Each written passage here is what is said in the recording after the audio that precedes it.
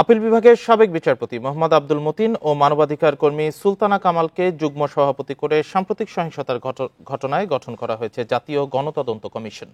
তারা 16 জুলাই থেকে শুরু হওয়া সংঘর্ষে প্রাণহানি এবং শিক্ষার্থীদের উপর নির্যাতন, গণগ্রেপ্তারের অভিযোগ তদন্ত করবে। সোমবার কমিশনের যুগ্ম সদস্য সচিব তানজিমুদ্দিন খান ও মাহা মির্জা স্বাক্ষরিত এক সংবাদ বিজ্ঞপ্তিতে এ তথ্য জানানো হয়।